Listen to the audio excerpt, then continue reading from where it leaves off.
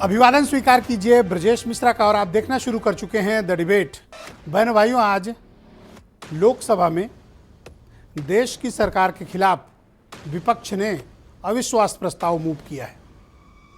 No confidence motion पेश किया है सरकार के विरुद्ध।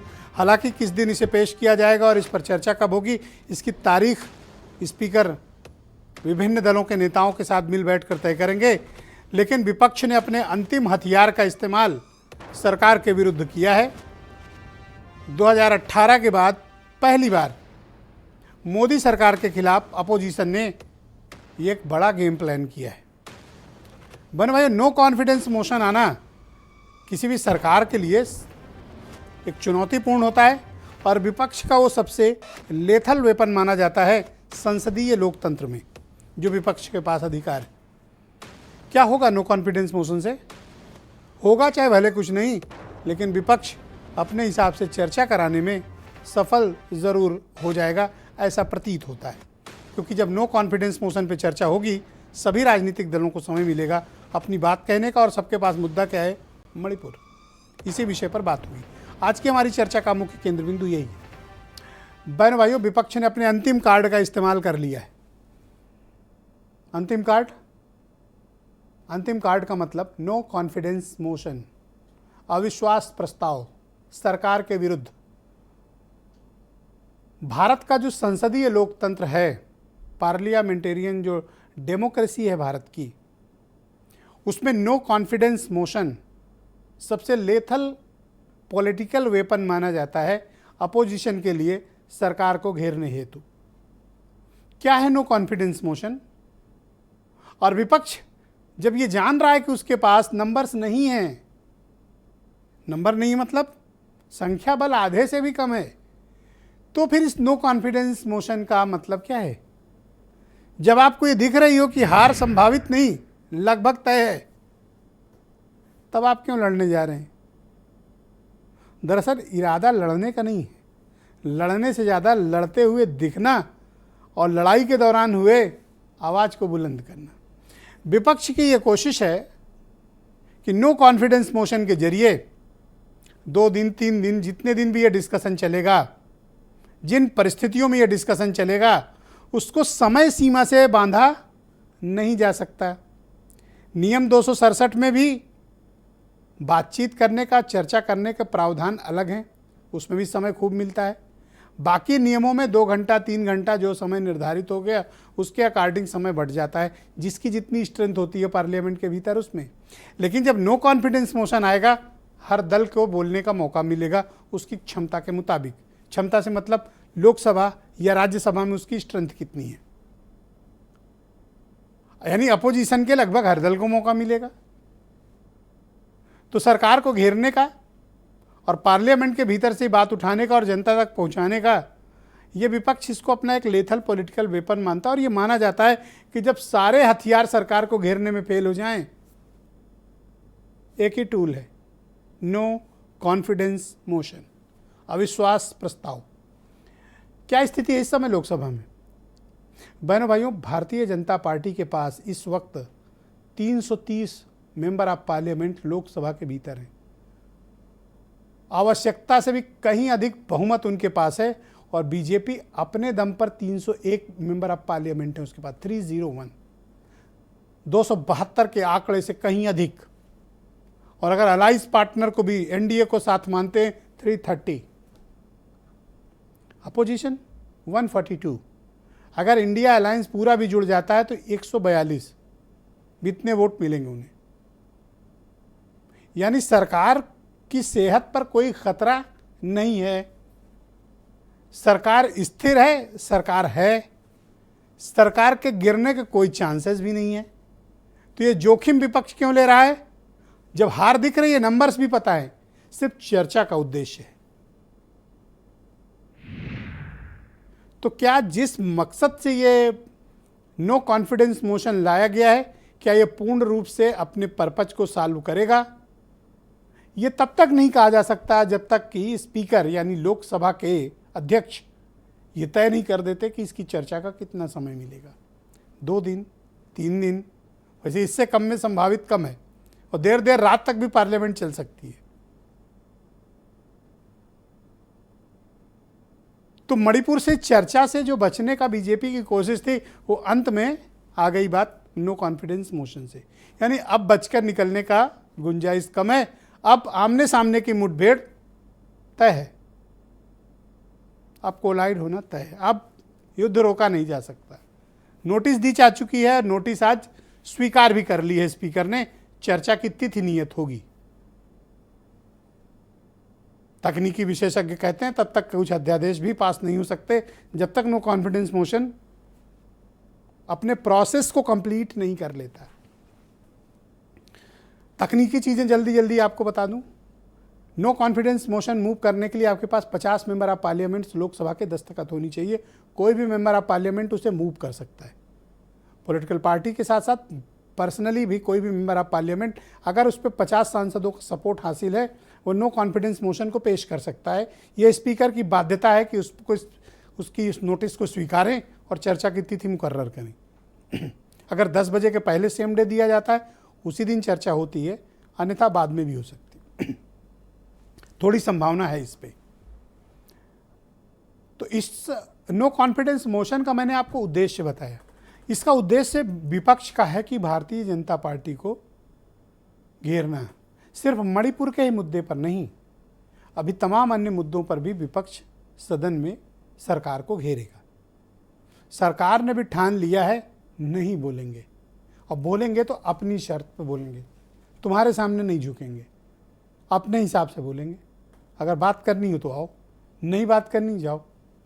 5 दिन से संसद इसी दोनों की जिद में ठप पड़ी हुई है। इसी बात पर बहस हो रही कि सदन चलाना सरकार का दायित्व है या अपोजिशन का दायित्व है। जिसका भी दायित्व है, पर एक नागरिक होने के नाते हमारी चिंता यह है कि सदन चलना चाहिए। क्यों चलना चाहिए? हमारी आपकी बात वहीं तो होती है, नीतियां वहीं निर्धारित होती हैं। हमारी आपकी समस्याओं का समाधान सदन है। तो इसलिए जिनको हमने चुनकर भेजा है सिर्फ चिल्लाने बहस करने के लिए नहीं भेजा है, सिर्फ शोर मचाने के लिए नहीं भेजा है, वॉकआउट करने के लिए नहीं भेजा है, और उनके लिए भी नहीं भेजा जो जिद किए हैं कि नहीं बात तो अपनी शर्त पे करेंगे। ये सदन बात करने के लिए, और बात करने से ही बहनों भाइयों क्या बनेगी बात। तो कुछ बयान सुने आप, फिर आज की डिबेट को हम आगे बढ़ाएंगे। मुझे अगर बोलने का मौका भी नहीं मिला ठीक है, लेकिन कम से कम जब मैं बोल रहा हूं मेरा माइक अचानक बंद करना यह मेरा प्रिविलेज है। अब उसको प्रिविलेज को धक्का, मेरा अपमान हुआ है। मेरे रेस्पेक्ट को आप मेरे सेल्फ रेस्पेक्ट को उन्होंने चैलेंज किया है, और सरकार के इशारे पे अगर सदन चला तो मैं समझूंगा साहब डेमोक्रेसी नहीं है। नो कॉन्फिडेंस मोशन हम मूव कर रहे हैं, तो कल ही अब बता दिया सबको, कोई नई बात नहीं है। और हमारे पार्टी की तरफ से जब चर्चा शुरू होगी हम नॉर्थ ईस्टर्न की रिप्रेजेंटेटिव को, मतलब गौरव गोगोई को हम तैनात करेंगे। मणिपुर जल रहा है, वहां के लोग टकटकी लगा के देख रहे हैं कि हमारे प्रधानमंत्री जुबान कब खोलेंगे। किसी भी और उपकरण से वो जुबान खोल नहीं रहे थे। उंगली की चोट पर ट्वीट करने वाले प्रधानमंत्री मणिपुर में हमारी बहनों के नग्न परेड के बाद भी चुप है। तो शायद अविश्वास प्रस्ताव के बहाने ही उनसे कुछ बुलवाया जा सके, तो यही सबसे बड़ी उपलब्धि होगी। तो नो कॉन्फिडेंस दिया है, तो अब लोगों के कॉन्फिडेंस माननीय नरेंद्र मोदी जी के ऊपर, भारतीय जनता पार्टी के ऊपर ही है, और जो होगा हम अभी चर्चा करके हम डिसाइड करेंगे। तो बहनों भाइयों, आज की परिचर्चा को आगे बढ़ाते हैं। समीर सिंह उत्तर प्रदेश में भारतीय जनता पार्टी के प्रवक्ता हैं, आशुतोष वर्मा समाजवादी पार्टी के प्रवक्ता हैं, अरुण राजभर एसपीएसपी के प्रवक्ता हैं, उमा शंकर पांडे उत्तर प्रदेश में कांग्रेस कमेटी के प्रवक्ता हैं, सर्वेश मिश्रा आम आदमी पार्टी से हैं, संजय बेचन जी मेरे साथ मौजूद हैं, जाने माने पॉलिटिकल एनालिस्ट हैं, और वीरेंद्र सिंह जी हमारे स्टेट हेड। बहुत शुक्रिया और आप सभी का धन्यवाद हमारे साथ जुड़ने के लिए। समीर सिंह जी, मेरा प्रश्न है आपसे कि यदि मणिपुर पर पहले आपने चर्चा कर ली होती आपकी पार्टी ने, तो शायद ये नो कॉन्फिडेंस मोशन की नौबत नहीं आती, और अब आपको सदन में पूरा जवाब भी देना पड़ा। काम तो वही करने जा रहे हैं आप। देखिए ब्रजेश जी, आपने कई बार इन सब चीज़ों पर बहस कराई है, और आपने जिस प्रकार के घटनाक्रम को देखा है, विपक्ष बहस करना नहीं चाहता, विपक्ष लोकसभा के अंदर सार्थक चर्चा नहीं करना चाहता। विपक्ष चाहता है कि देश की संसद समाज के लिए जो काम करना चाहती है, गरीबों और पिछड़ों के लिए जो काम करना चाहती है, देश की भलाई के लिए जो काम करना चाहती है, वो संसद में न हो और सरकार के ऊपर ये मढ़ा जाए कि साहब सरकार ने संसद नहीं चलाया। और गरीब कल्याण के इशू पर देश के बहुत सारे मुद्दों की भलाई के लिए जो संसद चलती है वो अधूरी रह जाए। ब्रिजेश जी, कितना हास्यास्पद है।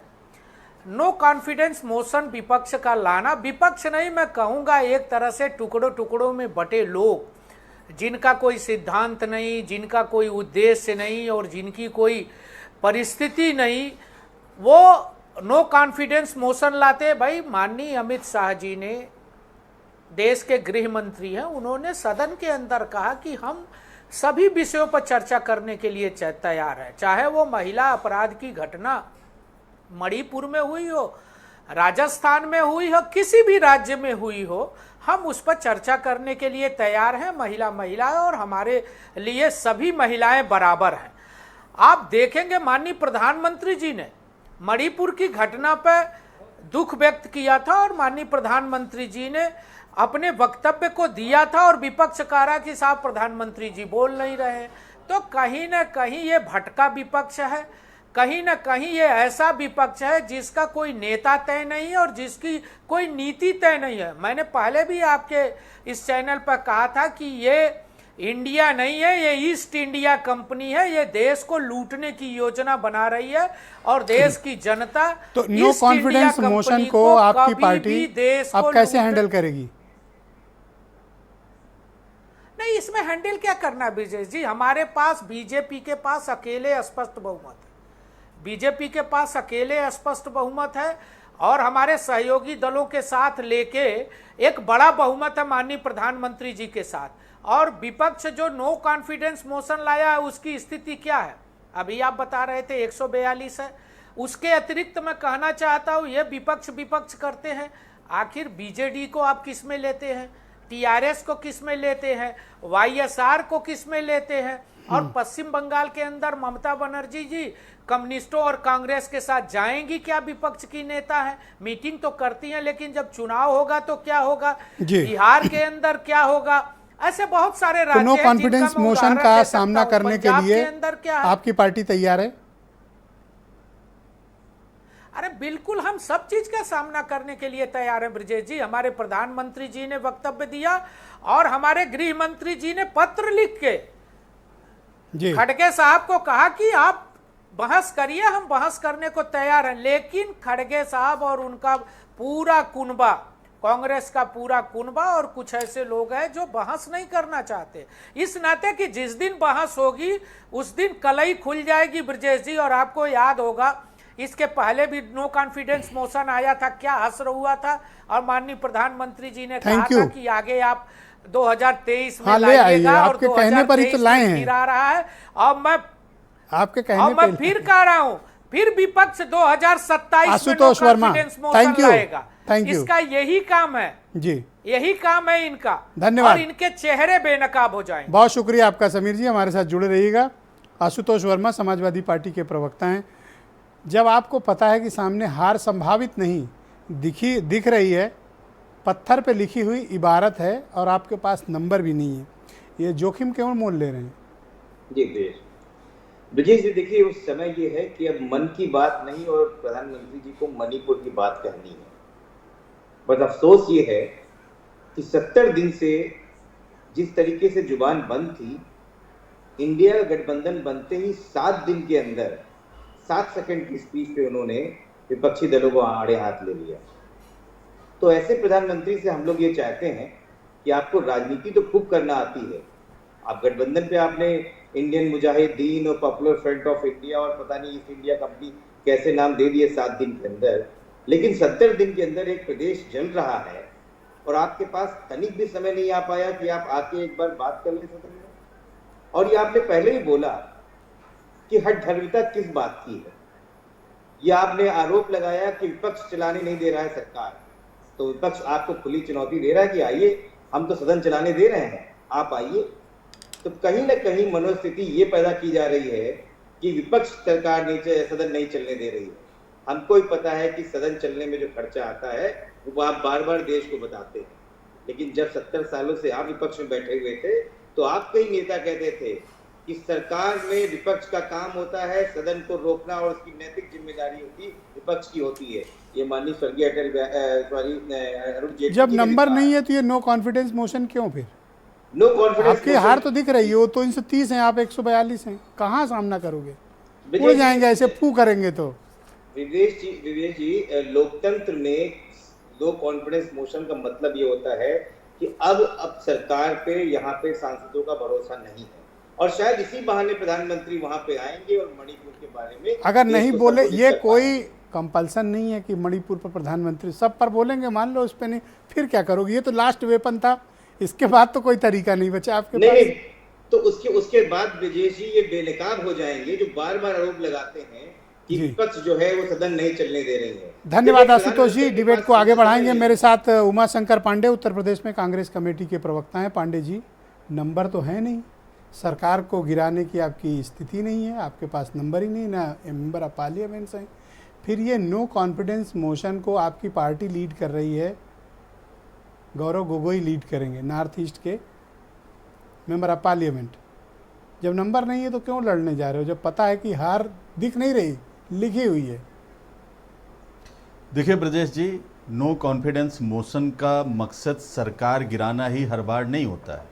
27 बार नो कॉन्फिडेंस मोशन आया है अब तक, जिसमें 3 बार सरकारें गिरी हैं, बीपी सिंह, एचडी देवगौड़ा और अटल बिहारी वाजपेयी की। बाकी 24 बार सरकारें नहीं गिरी हैं और अविश्वास प्रस्ताव लाने वाले जानते थे कि सरकार नहीं गिरेगी। इस बार अविश्वास प्रस्ताव लाने का मकसद क्या है और इसकी पृष्ठभूमि क्या है?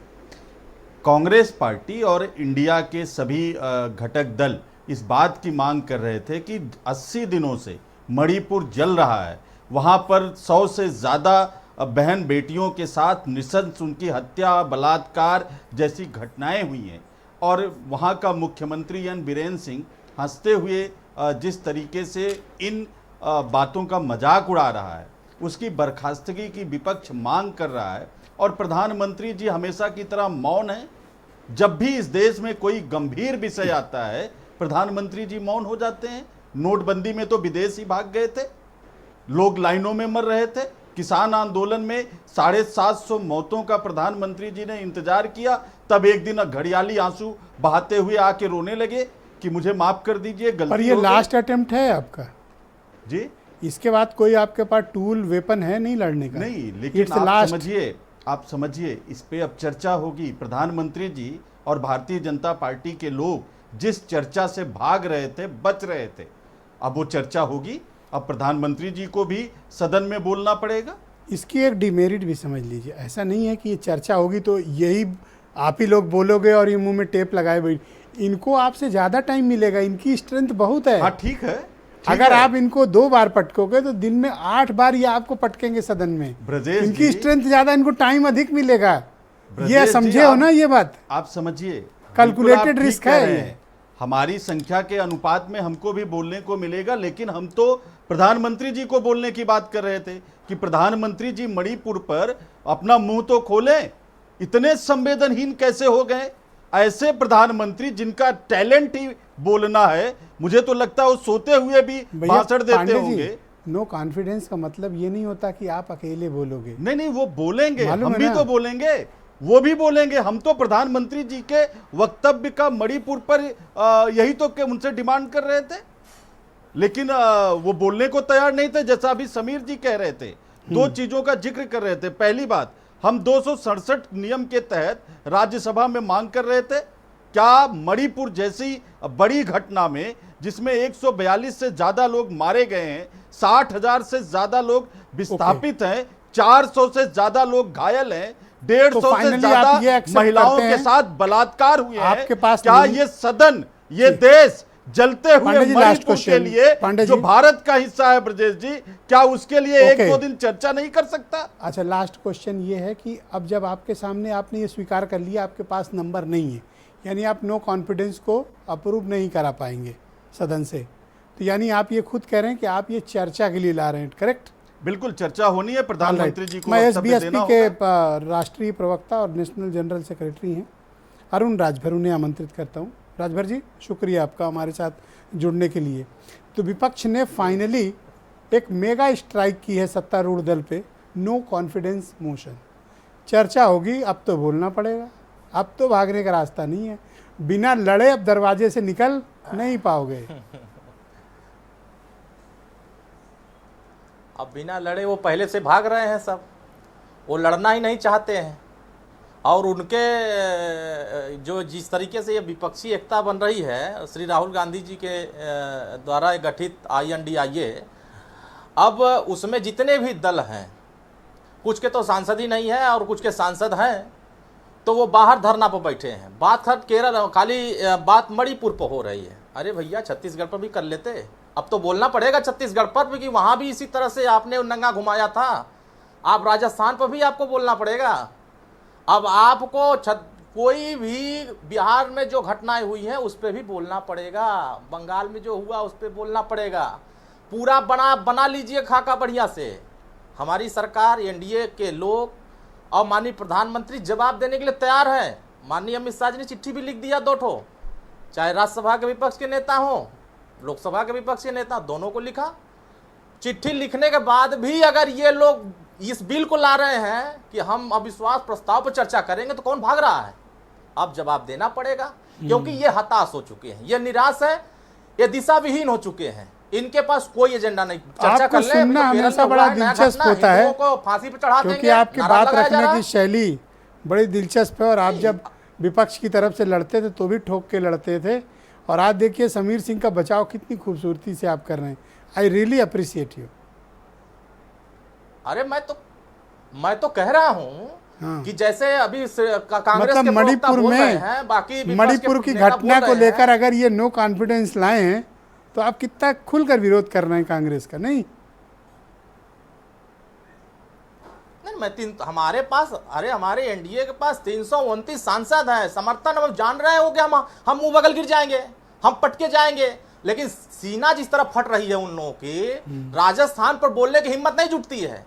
अभी केरल में हुआ है, अभी हाल में ही मुस्लिम लीग जो इस INDIA के गठबंधन साथी हैं, वो कह रहे हैं हिंदुओं को मंदिर के सामने फांसी पे चढ़ा देंगे, गला रेत देंगे। अरे कट्टरता कहां से आ गई भैया? आप तो धर्मनिरपेक्षता की ये बात वहां करते से थे। आई होगी और जब ये आपके नफरत की बात कहां पिताजी से आ गई? बनारस से काफिला ये चेहरे लेकर सामने हैं। असदुद्दीन ओवैसी को आजमगढ़ गए थे रैली करने। कहो तो वीडियो निकाल के दिखा दूं। और आप कह रहे थे कि MIM और SBSP एक पार्टी है। निकालूं वीडियो? नहीं, मैं कहाँ कह रहा हूँ, मैं कह रहा हूँ कि कांग्रेस के जो INDI गठबंधन बने हैं उसमें मुस्लिम लीग अभी गठबंधन में साथी है, और वो केरला में इस तरह कह रहे हैं कि हम हिंदुओं को मंदिर के सामने फांसी तो चढ़ा आपके कहने देंगे। का तात्पर्य यह है कि तो ये उसी के नो साथ कॉन्फिडेंस तो मोशन कांग्रेस लाकर इन्होंने गठबंधन गलती कर की रही है। वर्तमान में। इन्हें नो कॉन्फिडेंस मोशन नहीं लाना था, ऐसा चाहते हैं आप? नहीं, ये देखिए, इन्होंने ये ला करके जो नो कॉन्फिडेंस बिल, ये साफ संकेत दे रहे हैं कि अब हमारे पास कोई एजेंडा नहीं बचा है, हमारे पास कोई सिद्धांत नहीं बचा है, और सिर्फ एक बचा है, आइए सदन में मुकाबला करिए। अच्छा, तो उनके पास पटका बचा क्या जाएंगे, है? फिर 2024 में इलेक्शन जो में सीटें do or अभी die। लेकर के जा रहे हैं। अब तो ये इतना बड़ा फोरम बना लिए हैं, यही लड़ाई है। अगर लड़ लिए तो ठीक है, किसी के घर कुकर में सीटी बजी है, खाना बन रहा है, ठीक बात है। आम आदमी पार्टी के प्रवक्ता, अरे यही लड़ाई के बाद हम 400 पहुंच जाएंगे। नहीं ठीक है, कुकर की सीटी बजी है अभी, ठीक। 400 पहुंच जाएंगे, Perfect। यही लड़ाई में हम पार हो जाएंगे। हम कितनी सीट मिल रही है? समीर सिंह और बैठे उत्तर पूछ प्रदेश लो। में साफ हो जाएंगे ये कितनी सब। सीट? नहीं, सीट का तो अभी तो समय है ना, अभी तो वो आज थोड़ी तय हो जाएगा, सीट ठीक। समय आएगा तो सर्वेश बताया मिश्रा, आम आदमी पार्टी के लेकिन प्रवक्ता। लड़ेंगे हम सर्वेश चुनाव जी, चिन्ह छड़ी से। शुक्रिया। अभी भी और डंका के चोट पर धन्यवाद। सदन में पहुंचेंगे। संजय सिंह का धरना प्रदर्शन अभी भी जारी है और नो कॉन्फिडेंस मोशन इस बीच आ गया है। आम आदमी पार्टी की क्या भूमिका रहेगी? नहीं, पहली बात तो अभी अरुण राजभर जी बोल रहे थे, इनको बता दूं कि लोकसभा में हमारी एक सीट है, और राज्यसभा में देश के 4थे और 5वें नंबर पे जो 2 पार्टियां हो, उसमें आम आदमी पास, दोनों के पास 10 सीट, तो और हम एक नेशनल पार्टी हैं। तो इससे मोदी जी का जो परिवारवाद राजनीति में खत्म करने के जो उदाहरण है राजभर जी, उनसे मेरा एक नम्र निवेदन है कि कृपया, आपको तो कुछ करना भी नहीं है, अपने 2-3 महीने पहले की ऑडियो सुन लेनी है अपनी, फिर आपको जवाब देने की जरूरत नहीं है। तो आप देश में लोकतंत्र की दुहाई मत दीजिए, ये जो नो कॉन्फिडेंस मोशन आया है, ये दिखाने के लिए आया है कि सदन के पास, लोकतंत्र में विपक्ष के पास भी बहुत ताकत होती है। प्रधानमंत्री जी जो दिन रात मन की बात करते रहते हैं, जिन्हें मणिपुर की बात नहीं करने आ रही है, उनको अब मजबूरी होगी आके सदन में बताना पड़ेगा, मणिपुर पर जवाब देना पड़ेगा। और इस देश के लोकतंत्र की खूबसूरती है, टीम इंडिया की ताकत है कि जो देश के एक राज्य मणिपुर पर इकट्ठा होके ये कह रहा है कि सदन के अंदर आइए, जवाब दीजिए। केंद्र में और राज्य में दोनों जगह आपकी सरकार है। एक सूबेदार जो कारगिल की लड़ाई लड़े, उनकी पत्नी को निर्वस्त्र घुमाया गया, महीनों तक एफआईआर नहीं हुआ, कोई गिरफ्तारी नहीं हुई। उस प्रदेश का मुख्यमंत्री कह रहा है कि ऐसी सैकड़ों घटनाएं हो चुकी हैं, 1000 से ज्यादा एफआईआर दर्ज है, 60,000 से ज्यादा लोग विस्थापित हो गए, 150 से ज्यादा लोग मर चुके हैं। इतनी ज्यादा बंदूकें एक छोटे से प्रदेश में आ चुकी हैं, अवैध हथियार उस वहां पे प्रवेश कर चुके हैं। नो कॉन्फिडेंस मोशन लेकर आए हैं, नंबर है आपके पास? आपको अभी आंकड़ा दिया, 27 बार अविश्वास वो मैं सुन चुका हूँ, बट अभी नंबर है आप पे? नहीं, तो जितने नंबर है उनको ताकत दिखेगी टीम इंडिया की, और टीम इंडिया इस देश के लिए लड़ रहा है, मणिपुर के लिए लड़ रहा है। 142। हाँ, तो आप ये समझिए वो 132 लोग मिल के आएंगे। और मैं तो भारतीय जनता पार्टी के भी लोगों से कहता हूं कि आपकी अगर आत्मा बची है तो आप मणिपुर के लिए आइए, देश के महिलाओं के लिए आइए, आप वोट करिए। उधर पता है कितने? मणिपुर की बात कर रहे हैं, उधर पता है कितने? मणिपुर पर चर्चा करानी जी। 330 है उधर। तो कहाँ मुकाबला कर पाओगे? अविश्वास प्रस्ताव आया, सब पर आंकड़े 2.5 गुना अधिक है आपसे। लोगों की जरूरत होती है अविश्वास प्रस्ताव के लिए। जो आप ये समझिए, उस तरीके से तो कानून में ही तय कर दिया जाता कि जिसके पास नंबर्स नहीं है वो ना लाए। जब कानून में तय है, नियम में तय है कि कोई भी सांसद जिसे 50 सांसदों का समर्थन है वो अविश्वास प्रस्ताव ला सकता है। बिल्कुल। तो आप ये स्वीकार करते हैं कि आपके पास नंबर नहीं है और आपने नो कॉन्फिडेंस मोशन को अपना लास्ट पॉलिटिकल वेपन की तरह इस्तेमाल किया है और इसको लाने का आपका मकसद चर्चा कराना है, करेक्ट? ये टीम इंडिया का फर्स्ट पहली शुरुआत है कि वो बता रहा है कि देश के प्रधानमंत्री जी आप तानाशाह नहीं हो सकते हैं। पहली बार में ही अंतिम शस्त्र का प्रयोग करनी होगी तो आपको करनी होगी। पहली बार में ही लास्ट वेपन। दिन भर बोलते रहते हो तो 18 मिनट मणिपुर पर आपको। धन्यवाद सर्वेश जी। डिबेट को आगे बढ़ाएंगे। संजय बेचन जी, जाने माने पॉलिटिकल एनालिस्ट और पत्रकार, मेरे साथ दिल्ली से जुड़ चुके हैं। संजय जी, स्वागत आपका। नो कॉन्फिडेंस मोशन मूव कर गया है, नोटिस स्वीकार हो गई है। मकसद, एक बात स्पष्ट है, नंबर में भी और इनके कॉन्फिडेंस में भी, और स्पेशली नो कॉन्फिडेंस लाने वालों का जो मोशन का जो कॉन्फिडेंस है वो ये बताता है उनके पास नंबर नहीं है और उनका मकसद भी बिल्कुल साफ है, चर्चा। देखिए ब्रजेश जी, एक डेमोक्रेटिक टूल है, इसका इन्होंने इस्तेमाल किया है। इसकी मैं आपको एक हिस्टोरिक पर्सपेक्टिव में ले जाऊंगा। 1963 में पंडित नेहरू की सरकार के खिलाफ आचार्य JB कृपलानी अविश्वास प्रस्ताव लेकर आए थे। अब नेहरू जी मन से, संस्कार से डेमोक्रेटिक व्यक्ति थे, वो इस तरह की परंपराओं का सम्मान करते थे, लेकिन उन्होंने एक शब्द इस्तेमाल किया था उस नो कॉन्फिडेंस मोशन के लिए, इट इज लिटिल अनरियल। उन्होंने कहा पर्सनली मैं फील करता हूं कि ऐसा होना चाहिए, इसमें बहुत सारी बातें होती हैं, लेकिन ये लिटिल अनरियल है। ये जो अभी विपक्ष लेकर आया है ये लिटिल अनरियल टाइप का है, क्योंकि संख्या बल में इनकी भाजपा के सामने ये कहीं नहीं टिकते, एनडीए के सामने कहीं नहीं टिकते। अब सवाल ये है कि क्या प्रधानमंत्री मणिपुर पर बोलेंगे, ये उनको विवश नहीं कर सकते, चूंकि जो अविश्वास प्रस्ताव है वो किसी विषय पर नहीं होता है। अविश्वास प्रस्ताव सिर्फ एक लाइन का होता है कि ये सदन इस मंत्री परिषद में अविश्वास व्यक्त करता है और उसके लिए फॉर एंड उसके अगेंस्ट वोट होता है। अब ये कोई आवश्यक नहीं है कि प्रधानमंत्री मणिपुर पर बोले, हो सकता है गृह मंत्री बोले, जैसा कि ये सरकार चाहती है कि गृह मंत्री बोले। आप उनको बाध्य नहीं कर सकते हैं। और जहां तक मणिपुर का प्रश्न है ब्रजेश जी, मणिपुर की समस्या जो हुआ वो बहुत ही निंदनीय है, लेकिन मणिपुर में ये परंपरा कोई आज की बात नहीं है। वहां देखिए चार ग्रुप हैं, नगाओं के, कुकियों के, पंगाल के और फिर मैतेईस के।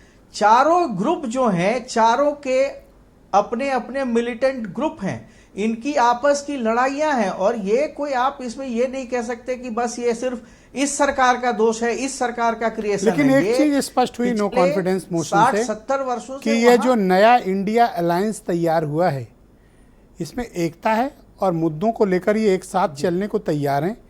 इतनी ताकत तो दिखाने में ये अब तक सफल रहे हैं। अब आगे तो पता नहीं कि ये कितना इकट्ठा रहेंगे, पर आज की डेट में इन्होंने स्ट्रेंथ दिखाई है। आगे अब देखिए, अभी तो इब्तिदाए इश्क है, आगे आगे देखिए होता है क्या। ये सब कांग्रेस से त्याग करने के लिए कहेंगे। अब कांग्रेस जितना त्याग करेगी उतना ही ये INDIA चलेगा। चूंकि ममता बनर्जी बंगाल में त्याग चाहेगी, नीतीश जी और लालू जी बिहार में त्याग चाहेंगे, JMM के हेमंत सोरेन झारखंड में चाहेंगे, उत्तर प्रदेश में अखिलेश जी चाहेंगे, और आंध्र प्रदेश में अगर ये इनके साथ मिलते हैं YSRP वाले तो वो त्याग चाहेंगे, महाराष्ट्र में NCP और उद्धव त्याग चाहेंगे। तो इनके लेकिन पास सर बचता अगर क्या है? कुछ इनके बटा पास अब तो दिल्ली कांग्रेस में अगर सबसे त्याग बड़ा करती स्टेक चल- होल्डर तो कांग्रेस होगी। अभी 24 में अगर कुछ हिस्सा दिल्ली में मिला तो देखिए- फायदे में कांग्रेस ही रहेगी सर। ये मेहनत करेंगे, फसल वो काटेंगे। ब्रजेश जी कांग्रेस फायदे में कैसे आपको दिख रही है, मुझे नहीं समझ में आ रहा है। क्योंकि कांग्रेस जो है वो करीब करीब 200 सीटें हैं, बिहार, बंगाल, उड़ीसा, झारखंड और बिहार को मिलाइए। 200 सीटों में इनको 10 सीटें नहीं देंगे इनके सहयोगी INDIA वाले। तो आपके कहने का सर क्या तात्पर्य यह है आपको कि लगता है कि कांग्रेस DMK इनको 10 बीजेपी सीटें- को रोकने के चक्कर में दूसरे दलों को, रीजनल पावर्स को ज्यादा ताकतवर देखिए- करके अपने ही खिलाफ मोर्चा भविष्य में तैयार कराएगी? मेरे ख्याल से INDA की सफलता की पहली शर्त वही है। जो राजनीतिक शर्त है वो यही है कि ये तमिलनाडु में, केरल में, आंध्र प्रदेश में, तेलंगाना में अगर हो, महाराष्ट्र में, जो इनके पास क्लियर आम आदमी पार्टी चाहती है पंजाब और दिल्ली में त्याग करें। इनके पास जो क्लियर कट स्टेट बसते हैं वो आपको है राजस्थान, मध्य प्रदेश, छत्तीसगढ़ और दिल्ली, पंजाब, हरियाणा। तो सर लगा लो इंडिया आप। अलायंस का पंजाब, दिल्ली संविधान में है, आम आदमी पार्टी है, तो 4 इंडिया अलायंस का संविधान है त्याग, करेक्ट सर? देखिए त्याग, हाँ वो त्याग सिर्फ कांग्रेस से। Correct sir, Congress thank you sir. जितना त्याग मैं करेगी, डिबेट के दूसरे चरण में कांग्रेस आपके बाकी विचारों को कांग्रेस सम्मिलित करूंगा सर। वीरेंद्र सिंह जी भी हमें डिबेट में ज्वाइन कर चुके हैं। वीरेंद्र जी, दिल्ली में अविश्वास प्रस्ताव आ गया है, हालांकि नंबर्स इनके पास है नहीं। इनका कहना है चर्चा तो होगी, चर्चा का मकसद है। देखिए ऐसा है कि जब गांव में लोग दाना भुनाने जाते थे तो वो वहाँ पर जो भूनने वाला होता तो कहता था कि घर में नहीं है दाने और अम्मा चली भुनाने। अरे भाई आए हो तो कुछ दाना लेके आओ तब तो भूनेंगे। बात चर्चा की अगर है तो 4-5 दिन से बवाल चल रहा था। संजय सिंह का निलंबन हो गया। इंडिया एक गठबंधन बना है और उस गठबंधन के सामने एक संसद सत्र के दौरान एक बड़ा मौका आया था। यह अविश्वास प्रस्ताव जो आया है, आप इस पर अगर इस तरह से बहस का अवसर देखती है सर पार्टियां, तो इसमें इसका पराजित होना तय है, अविश्वास प्रस्ताव का गिरना तय है। तो इसको लाकर फायदा क्या हासिल क्या हुआ, क्योंकि अब 7-8 महीना बाद तो चुनाव होना है। पिछली बार एक बार आया था मोदी पार्ट 1 में और एक बार मोदी पार्ट 2 में, एक ही अविश्वास प्रस्ताव। देखिए ये सिर्फ एक इंडिया के गठबंधन की एक ताकत को दिखाना है और ये एकजुटता को प्रदर्शित करने का मुझे लगता है कि एक अवसर इन्होंने अविश्वास प्रस्ताव को बनाया है। वैसे मणिपुर की जो घटना है, जितना संसद में हंगामा हो रहा है उतना सड़क पे हंगामा नहीं हुआ है। अभी राजनीतिक दल पता नहीं क्यों सदस्यता जाने से डरते हैं, शायद इसलिए नहीं आ रहे हैं। लेकिन बहस खाली लंबा अवसर मिलेगा इसलिए अविश्वास प्रस्ताव लाया जाए। बीजेपी के लोगों को तो इससे और ज़्यादा उनका मनोबल बढ़ेगा कि ये क्या कर पाएंगे, ये तो झूठ मूठ का चिल्ला रहे हैं। तो ये अविश्वास प्रस्ताव उसी तरह का है जैसे खाली आप ये कहिए कि रास्ते में जा रही थी गाड़ी और उस पर एक ईंटा रख दिया नीचे और बस थोड़ा उसको हचका लग गया, फिर गाड़ी आगे बढ़ गई। भाई 7 महीने में लोग तैयारी कर रहे हैं चुनाव की और यहाँ अविश्वास प्रस्ताव में बीजेपी तो अपना पूरे देश में लगी हुई है, उसको इसकी चिंता भी नहीं है। चिंता एक बार हुई थी जब अटल बिहारी की सरकार एक वोट से गिर गई, वो दौर देखा लोगों ने विश्वास प्रस्ताव का, लेकिन अब वो दौर रहा नहीं। बीजेपी बहुत बहुमत में है, कभी सांसदों की खरीद फरोख्त शुरू हो जाती थी और विश्वास प्रस्ताव के नाम पर हलचल मच जाती थी पूरे देश में। अब इस पर कोई बहुत ज़्यादा लोगों में उत्सुकता नहीं है। एक नारा बना एक बार महाराष्ट्र विधानसभा में कि 50 खोखे एकदम ओके। अब वो सब एक अवसर आता है सियासत में खरीद फरोख्त का, यहाँ पर ऐसा कुछ होना नहीं है, चर्चा का बात है। अब वो देखिए क्या नौबत आती है। ब्रजेश जी, ये कहा जाए कि जो एनडीए गठबंधन बना है, जो 26 दलों का, वो लोगों में से बहुत सारे लोगों के पास संसद सदस्य भी नहीं है। वो अपनी ताकत का संजय सिंह के साथ और संसद के भीतर अपनी बातचीत रख सकते हैं, उनको एक अवसर मिल गया है। लेकिन इससे ज़्यादा इस अविश्वास प्रस्ताव से इस देश में कोई हलचल पैदा नहीं हुई है, ये बात तो साफ है।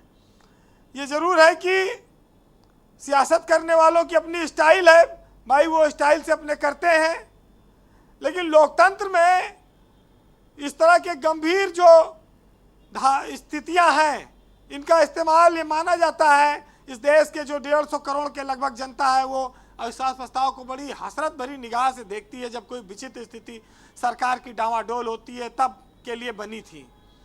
अब इस पर चर्चा के लिए खाली हो तो ये बड़ी बात समझ में आती नहीं। वैसे मजा लेने के लिए तो बहुत सारे लोग बड़ी बातें करते हैं। अब्राहम लिंकन ने कहा था कि democracy is the people, for the people, by the people. इसका मतलब है कि पीपल का पेड़ लगाओ, लोकतंत्र बचाओ। तो ये भी लोग आनंद लेने के लिए करते हैं, लेकिन हर कोई जानता है कि सत्ता का चरित्र अस्थायी नहीं है। मोदी कोई जिंदगी भर के लिए नहीं आए हैं, ना कोई यहाँ पर जो पहले था वो हमेशा रह पाया, और न मोदी कोई यहाँ पर हमेशा रह पाएंगे। सत्ताएं आती और जाती रहेंगी, प्रधानमंत्री आते और जाते रहेंगे। लोकतंत्र और संविधान की जो स्थितियां हैं उनको मजबूत बनाना पड़ेगा। अगर लोकसभा अध्यक्ष ने इस प्रस्ताव को स्वीकार किया है तो आज इसको लोकतंत्र के एक जीत के तौर पर, अवसर के तौर पर देखना चाहिए। और ये अच्छी बात है, चाहे वो दबाव में फैसला लिया जाए या लोकतंत्र की दुहाई देकर। लेकिन इज्जत शोहरत, चाहे नेता हो चाहे सार्वजनिक जीवन में जो व्यक्ति है, वो सबको पता है कि ये हमेशा एक जैसी नहीं रहने वाली है। आज जहां तुम हो, कल कोई और था, कल कोई और होगा। तो इसलिए लोकतंत्र में जनमानस की बात तो सुननी चाहिए, और इसमें कोई बुराई नहीं है इस अविश्वास प्रस्ताव में। लेकिन एक शायर ने लिखा है कि न माझी है न रहबर, न हक में हवाएं हैं, और कश्ती भी है जर्जर, आखिर ये कैसा सफर है। हक में तो कुछ नहीं है, लेकिन अब चल रहा है। ये जरूर है जी कि कांग्रेसी ये जरूर कह सकते हैं भाजपा वालों को कि ना इतराओ इतना बुलंदियों को छूकर, वक्त के सिकंदर पहले भी कई हुए हैं, और जहां होते थे कभी शहंशाहों के महल, देखो वहीं अब उनके मकबरे बने हुए हैं। बहुत बहुत धन्यवाद आपका वीरेंद्र जी, बहुत बहुत शुक्रिया ग्राउंड जीरो से अपनी इनपुट और फीडबैक हमें उपलब्ध कराने के लिए।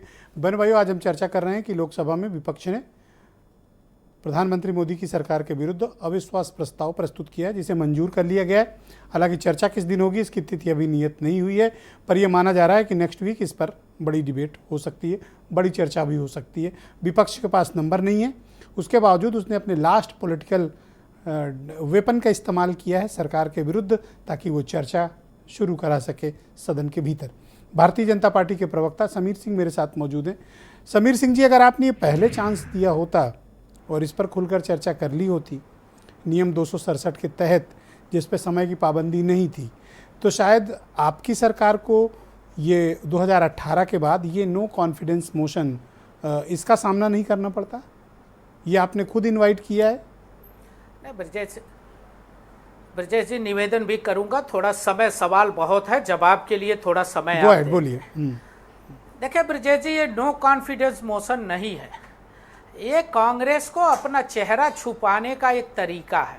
किस बात का नो कॉन्फिडेंस मोशन? अभी मैं कांग्रेस के प्रवक्ता को सुन रहा था, मैं सोचता हूं कि इनको शर्म भी नहीं आती कहते हुए कि प्रधानमंत्री को बयान देना पड़ेगा। अरे साहब, प्रधानमंत्री तो लोकसभा में भी बोलते हैं, लोकसभा के बाहर भी बोलते हैं। 9 साल के अंदर हमेशा बोला उन्होंने, हमेशा सवालों का जवाब दिया। और आप किस बात की बात कर रहे हैं कि बोलते, क्या मनमोहन सिंह है क्या प्रधानमंत्री जी? मोदी जी मनमोहन सिंह नहीं है कि 10 साल तक उन्होंने कुछ नहीं बोला। 10 साल तक कहाँ देखा कि पट्टी नहीं लगाए रखे और देश अपनी बारी में बोलना मैं आपको समय दूंगा। चैनलों पे पांडे जी लोकसभा में नहीं बोले। पांडे जी देखो, आपके बीच में कोई नहीं बोला, आप गलत हैं। पांडे जी आप गलत हैं, बेशर्मी तुम कर रहे हो। पांडे जी गलत बात नहीं दिखाई नो, दिया नो, लोकसभा में। बीच में पांडे जी इस तरह की भाषा जवाब देना। नो नो पांडे जी आप गलत बात कर रहे हैं। आप जवाब देना। पांडे जी आपको जब मैं समय दूंगा अपनी बारी में बोलना। वो मोदी की तरफ सिर्फ समीर सिंह की आवाज जाएगी। पांडे जी की आवाज बंद कर दीजिए, सिर्फ समीर सिंह बोलेंगे। हाँ, इनकी आवाज बंद कर। आप बोल रहे हैं अपनी बात कहिए। ब्रजेश जी, मैं यही कह रहा हूं कि जब प्रधानमंत्री जी, अभी वरिष्ठ पत्रकार ये कह रहे थे कि नो कॉन्फिडेंस मोशन पर होगा, तो माननीय गृह मंत्री जी ने क्या कहा? गृह मंत्री जी ने यही कहा कि हम चर्चा पर तैयार है। लोकसभा पूरे देश की होती है, वहां चर्चा छत्तीसगढ़, राजस्थान, किसी भी राज्य के अंदर महिला की घटना घटी होगी तो चर्चा किसी भी सदस्य को करना आवश्यक है और वो करेगा, सब लोग सुनेंगे। हम कभी चर्चा से पीछे नहीं हटे। लेकिन कांग्रेस और आम आदमी पार्टी नैतिकता की बात करती है। भाई, पंजाब से लेके और उत्तर प्रदेश और देश के विभिन्न राज्यों में हजारों सिखों के कत्लेआम हुए। 84 में कांग्रेस ने उफ तक नहीं किया। अभी बंगाल में पंचायत चुनाव में सैकड़ों लोग मारे गए, महिलाओं को नंगा करके घुमाया गया। कांग्रेस के नेता अधीर रंजन चौधरी धरना दे रहे थे और आज आप कहते हैं कि साहब मणिपुर। मेरा कहने का तात्पर्य यह है कि ये नो कॉन्फिडेंस मोशन ये आपने खुद इनवाइट कर लिया है चर्चा ना करा के। नहीं ब्रजेश जी, हमने कभी विपक्ष को इग्नोर नहीं किया। माननीय मोदी जी, माननीय अमित शाह जी ने हमेशा ये कहा कि स्वस्थ चर्चाएं होनी चाहिए। अब चर्चा करेगा कौन? एक और रहस्य की बात मैं बता दूं, ये जो इनका इंडिया गठबंधन है, ईस्ट इंडिया कंपनी का गठबंधन है, पश्चिम बंगाल से ममता बनर्जी लोकसभा में है नहीं, बिहार से नीतीश कुमार और तेजस्वी यादव लोकसभा में है नहीं, राहुल गांधी, प्रियंका वाड्रा लोकसभा में है नहीं। कौन चर्चा करेगा? कौन बोलेगा 2 दिन तक? इनके पास जो कौन काम नेता आप है एक जो दिन में लोकसभा करके के निकल अंदर सकते लीड थे, करेगा? अब तो 2-3 दिन चर्चा होगी ना। तो जो काम आप एक दिन चर्चा करके निकल सकता था तो आपने 3-4 दिन के लिए इनवाइट कर लिया। जो भी चर्चा हो, चर्चा इनके पास कहने को कुछ है ही नहीं। चर्चा तो सब राजनीतिक दलों को मिलेगा, सब लोग अपनी बातें कहेंगे। पिछली सरकार की भी चर्चा होगी, इस सरकार की भी चर्चा होगी। आम आदमी पार्टी अभी बात कर रही थी, जिसने कोरोना के अंदर दिल्ली के अंदर यूपी और बिहार के लोगों को बिजली काट के भगा दिया और अरविंद केजरीवाल ने कहा कि साहब दिल्ली के बॉर्डर पर बस लगा है, आपको घर भेजा जाएगा, लोग मर रहे थे। वो तो योगी आदित्यनाथ जी मुख्यमंत्री थे कि उन्होंने लोगों को बसों से घर पहुंचाया। आशुतोष वर्मा, राजस्थान के अंदर बच्चों को सड़क पर समीर सिंह कह रहे हैं कि ऐसा नहीं कि समय सिर्फ धन्यवाद सिर्फ ऐसा नहीं है कि आप ही लोग को टाइम मिलेगा ना, वो भी बोलेंगे। 30 सेकंड में अपनी बात 30 सेकंड में अपनी बात खत्म कर दूं। 20 सेकंड प्लीज, 30 सेकंड और लेना 20 सेकंड। हाँ, मैं इस बात को कहना चाहता हूं कि कांग्रेस को बेशर्मी नहीं करनी चाहिए। अरे बेशरम तुम हो भाई, फिर वो बेशरम हो। अगर अपने बाप को देंगे ना पांडे जी, ये बदतमीजी वाली जगह नहीं है, गलत पांडे जी, गलत बात। मैं बदतमीजी के लिए जगह नहीं दूंगा। नो, बदतमीजी नहीं करिए आप। ना, ये तुम तड़ाक नहीं चलेगा प्लीज। हम जब समय देंगे आप बोलिएगा, समय बराबर मिलेगा। बदतमीजी नहीं है। पांडे जी की आवाज बंद करो। बेहयाई और बेशर्मी गलत बात, गाली गलौज मत करो। देश जानता है, आराम से डिबेट करो, सभ्य लोगों की डिबेट है। ये देश जानता है। पांडे जी ऐसे में ऐसी गलत बात जानता है कि कांग्रेस के लोग। ओके, आशुतोष वर्मा धन्यवाद। समीर सिंह जी धन्यवाद। Ashutosh go ahead. नंबर नहीं है, उसके बावजूद आप इनसे लड़ने जा रहे हो। अब बताओ मुकाबला कैसे करोगे? समीर जी धन्यवाद, वरना मुझे आवाज बंद करनी पड़ेगी। Okay, Ashutosh Verma go ahead.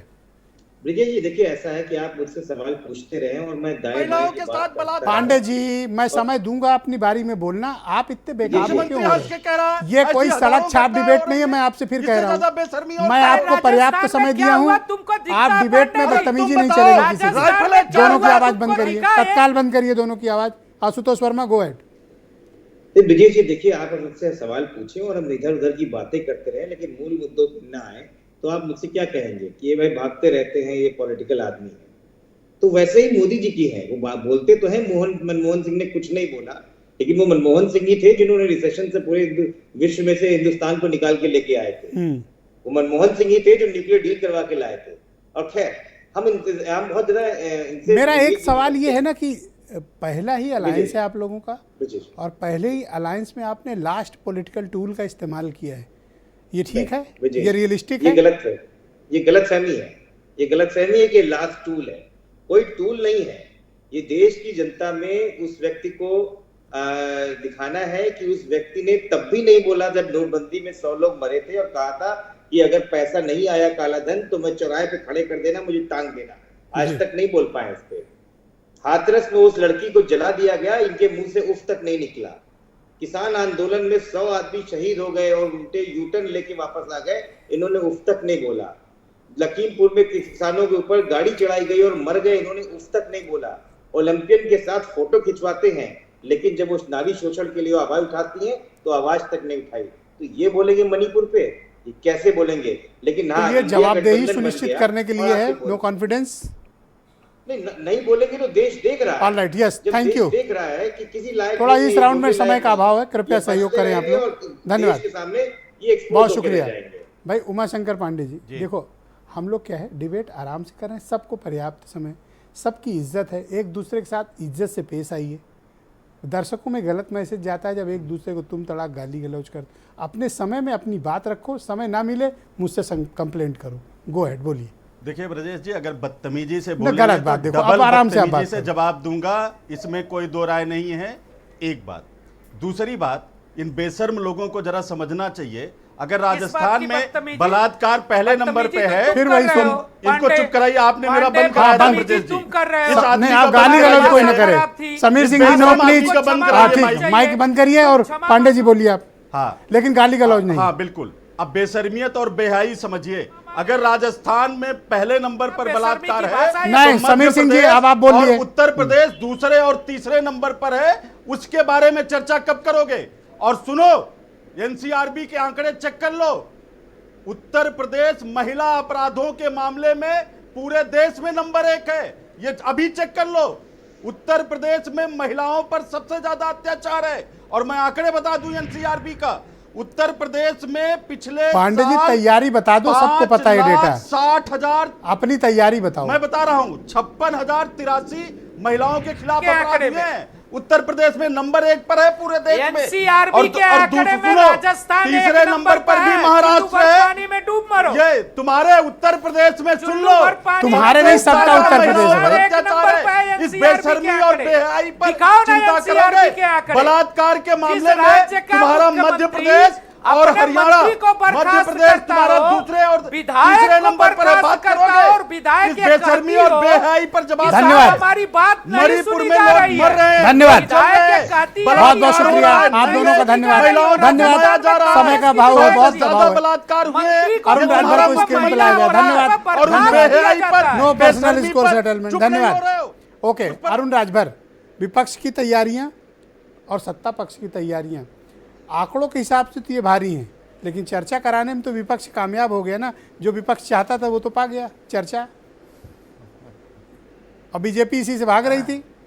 देखिए, चर्चा कराना और चर्चा से भागना ये देश की जनता देख रही है कि हम सदन में चर्चा चाहते हैं और विपक्ष सदन में हंगामा चाहता है। अब देखिएगा, चर्चा करने के लिए आएंगे और हमारी गठबंधन, हमारी सरकार केंद्र की पूरी मजबूती से हर सवालों का जवाब देने के लिए तैयार है।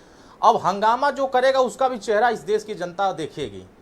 जिस पे देश की जनता का भरोसा है, माननीय प्रधानमंत्री आदरणीय मोदी जी के नेतृत्व में देश के लोगों पर भरोसा है कि नहीं, हमारे लिए ये काम हो रहा है, हमारे लिए देश की लिए काम हो रहा है। लेकिन अभी हाल ही में कांग्रेस की सरकार बनी है कर्नाटक में, और वहां एक जाति विशेष ये अरुण राजभर जब बोलते हैं तो ये आशुतोष वर्मा अपने पीछे ये लाल लाइट क्यों जला लेते हैं? अश्लीलता किया। ये लाल लाइट क्यों जला ले रहे हो आशुतोष जी?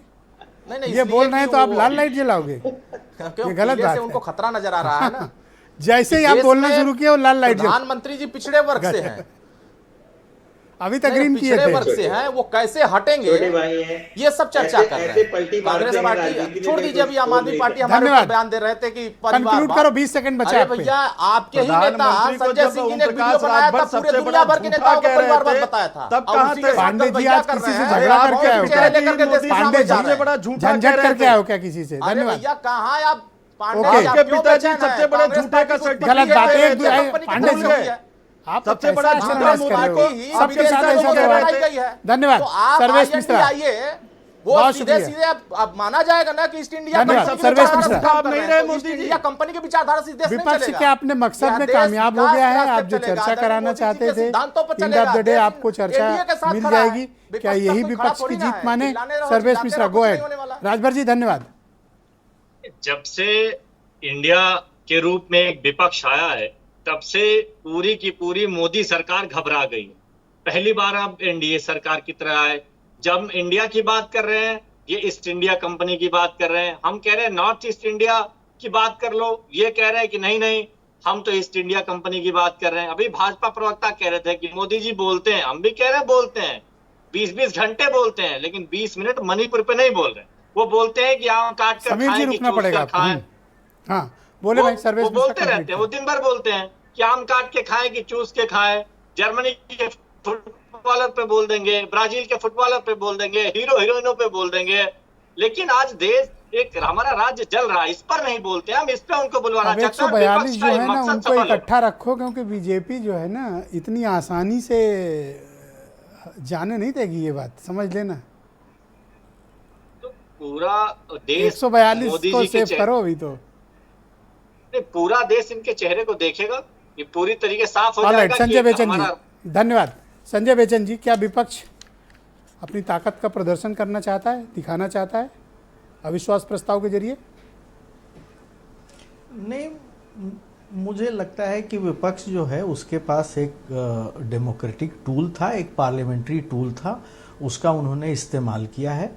और वो जो उनकी बातें हैं, जो उनको लगता है कि उनकी बातें संसद में नहीं सुनी जा रही है, वो अपनी बातें कहेंगे। और ये बहुत वैलिड है ब्रजेश जी। विपक्ष को चूंकि जो प्रावधान है वो प्रावधान है कि अगर 50 सदस्यों का समर्थन है तो आप नो कॉन्फिडेंस मोशन ला सकते हैं। तो इसमें संख्या बल का विषय नहीं है, इसमें विषय यह है कि वो नो कॉन्फिडेंस मोशन लेकर आए हैं, वो अपनी बात कहेंगे, सरकार अपनी जवाब देगी, इस पे सरकार का जवाब आएगा। तो इस नो कॉन्फिडेंस से बीजेपी के हिस्से में क्या आया?